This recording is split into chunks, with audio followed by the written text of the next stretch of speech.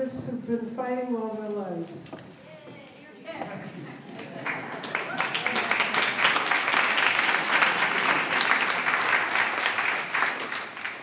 The 6th annual Clara Lemlich Awards are generously funded by the Puffin Foundation, the Shelley and Donald Rubin Foundation, and they're hosted by Labor Arts, the Puffin Gallery for Social Justice, the Museum of the City of New York, which is this fantastic place where we are now, and remember the Triangle Fire Coalition. And this event was organized by a lot of people, some of whom you're going to hear tonight. But I want to give a special thank you to Rachel Bernstein,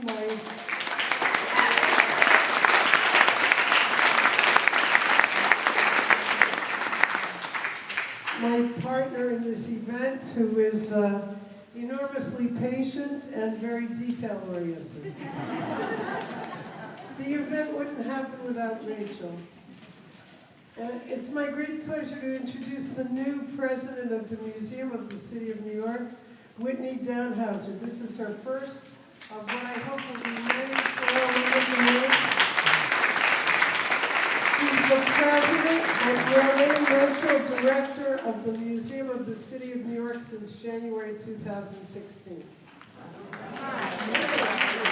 It's so great for me to be here, and actually it's so great to see such a strong turnout. I am the Roné Menschel Director and President here, and this is my first time being here for the Clara Lemlich Award, which honors women who have been working for the larger good for their entire life, in the tradition of those who've worked for reform in the aftermath of the Triangle Shirtwaist Factory fire over 100 years ago. So we welcome the host of tonight's event, Labor Arts, Remember the Triangle Fire Coalition, and the Puffin Foundation. I want to give a special thanks to Perry, Gladys, and Neil Rosenstein of the Puffin Foundation, who have made all this possible, and our ongoing Activist New York exhibition, and do so many things for the museum. Their generosity is actually felt in so many different ways. Welcome. I want to also thank the museum and the Rosensteins and the Labor Arts. A number of the founders of Labor Arts are here tonight, including Effie Rich. Effie, where are you? Effie Rich. Ronald Rubin had hoped to be here, but is not here yet. He may arrive soon. Henry Foner is 97 and almost made it. He sends his regrets. He would be in the chorus if he were here. There are two people who were also founders of Labor Arts who are here in spirit, but not in person. One is Mo Foner, who founded the Bread and Roses Cultural Project.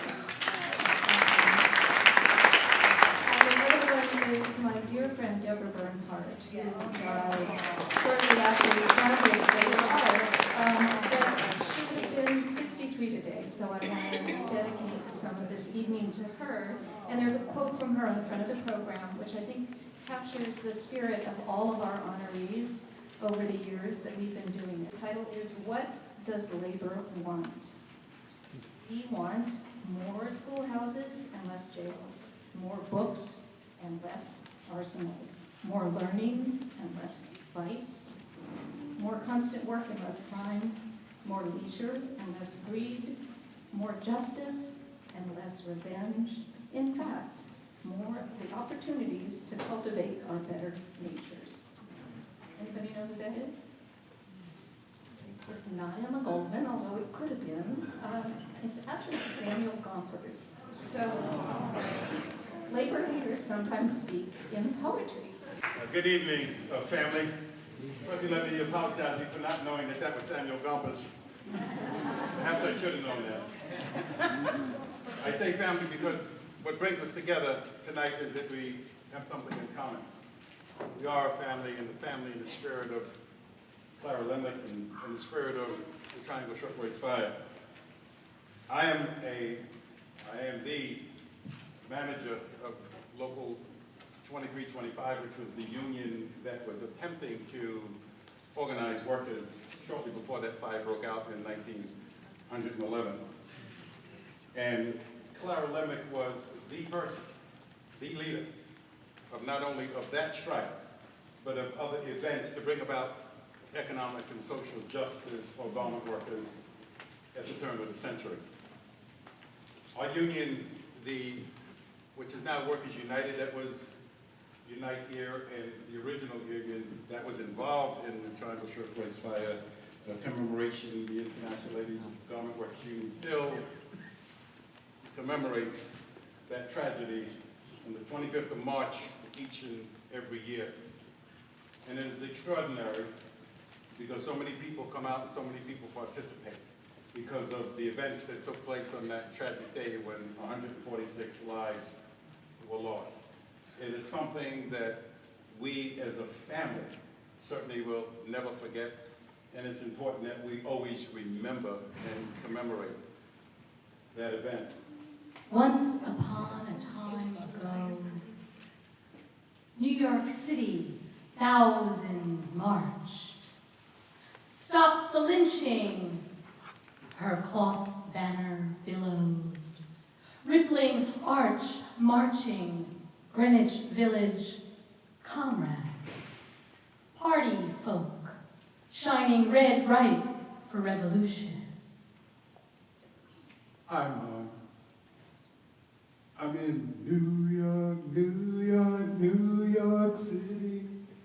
Don't worry, I haven't fallen among Wall Street thieves. You be proud of me, proud of me, proud of me, proud of me, proud of me.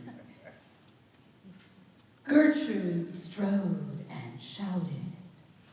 Wool-stockinged leather heels punctuating cobblestones. Gertrude strode and shouted. Righteous indignation, flushing cheeks, stamping feet, raising crimson flags. You be proud of me, locating leaders like you, lifelong activists from Cleveland, Chicago, Mexico, Manila, Hong Kong, Detroit, and Great Depressions past. Ones like 12-year-old you, traveling alone, Little Rock to Los Angeles.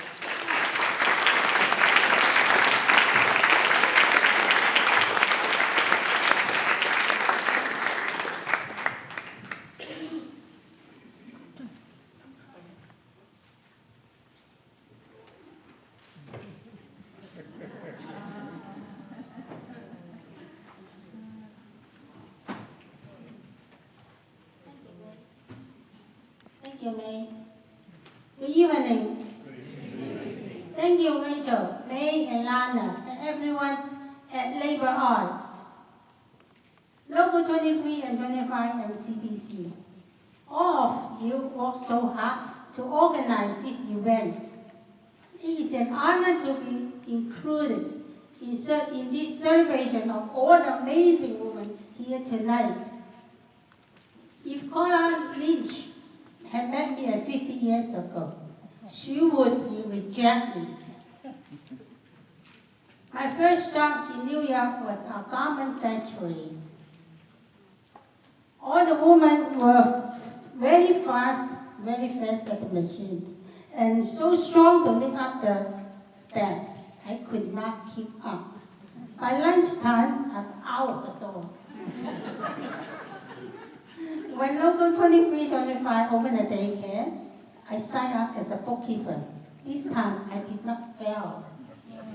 Because I was surrounded by women and children who gave me the strength and support to do my best at what I love, which is being a mother. I have 3 daughters and 4 grandchildren over there. And I'm so proud.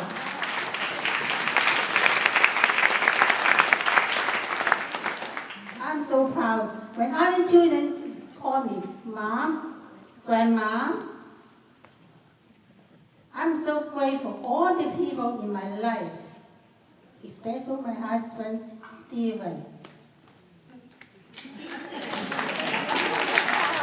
He's taking a photograph.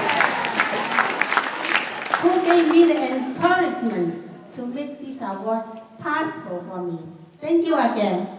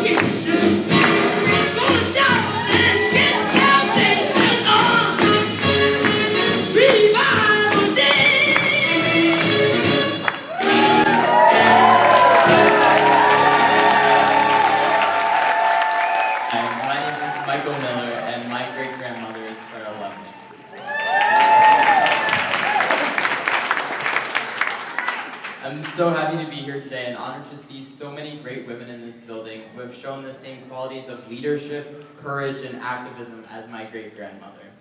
If I had to describe Clara Lemlich, I'd say she was a firebrand, and from what I hear, very good at making blintzes.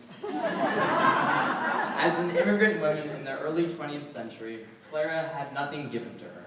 She worked in a sweatshop, tirelessly at a machine from 7 in the morning to 8 at night. Clara said that to the bosses of these shops, the girls were nothing more than a part in a machine, and they were treated as such. Clara stood up for her rights and the rights of thousands across America, leading the uprising of the 20,000, the single largest women's strike in history up to that point. Even when she was arrested, even when her ribs were broken, protesting on a picket line, Clara would not back down. I am proud that Clara is my great-grandmother and grateful for how much she has inspired me to stand up for myself, to stand up for others, and to keep on fighting, no matter what difficulties I may face.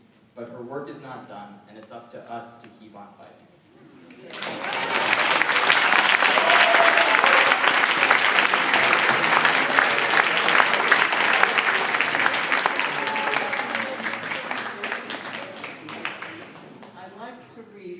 Something to you to finish.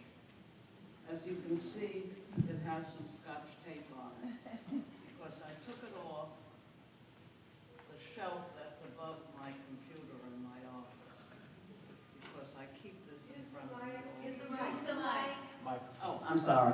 I think I'm at home. And it's just a sentence, and it's written by somebody. I'll tell you who it is at the end. Never doubt that a small group of thoughtful, committed citizens can change the world.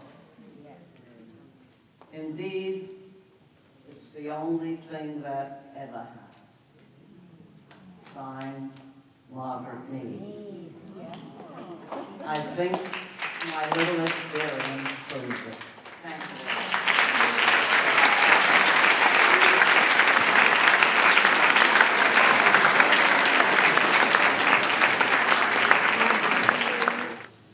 Hello.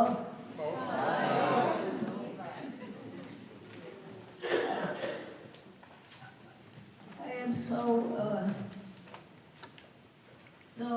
moved by the events here tonight. So many wonderful women, and a few men too.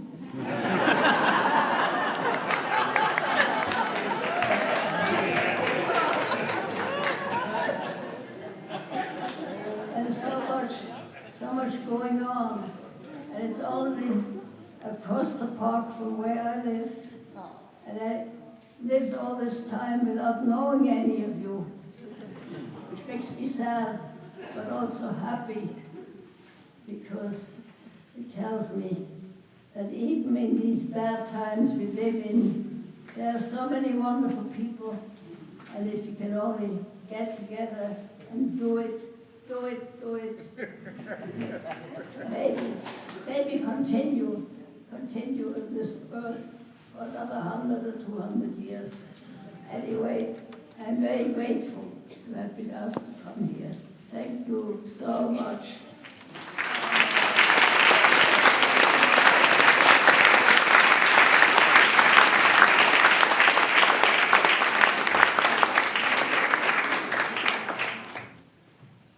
The memory of the Bronx from long ago. It's called an inheritance. $5, $4, $3, 2, 1, and none. And what do we do? This is the worry that never got said, but ran so often in my mother's head, and showed so plain in my father's frown, that to us kids, it drifted down. It drifted down like soot, like snow, in the dream-tossed Bronx, in the long ago. I shook it off with a shake of the head. I bounced my ball. I ate warm bread. I skated down the steepest hill. But I must have listened against my will. When the wind blows wrong, I can hear it today. Then my mother's worry stops all play, and as if in its rightful place, my father's frown divides my face.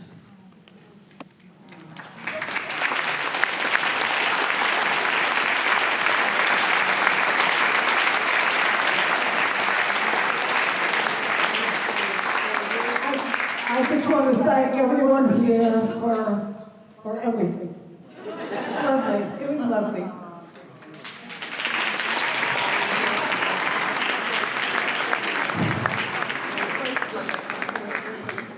Well, let me just say that I am exceptionally pleased that I came here tonight in order to experience a little bit of part of each one of you.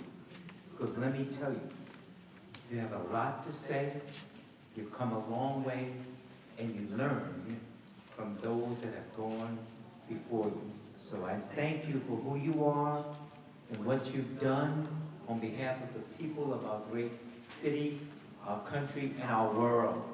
Because we're all connected, one way or the other.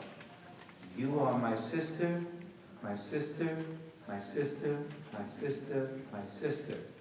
My mother, my mother, my mother, my mother, my mother. I'm not going to say grandmother,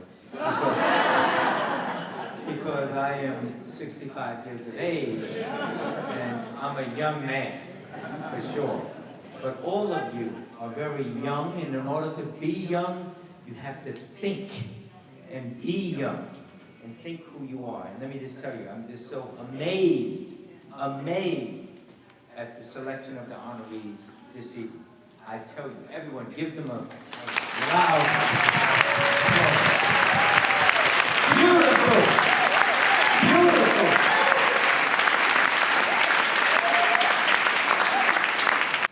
Good evening.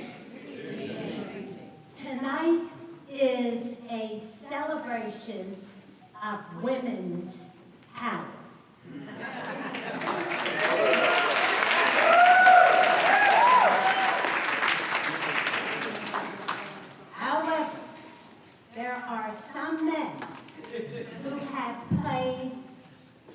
an important role. Our final speaker has supported labor arts from its inception. 2 sentences, I was a red diaper baby.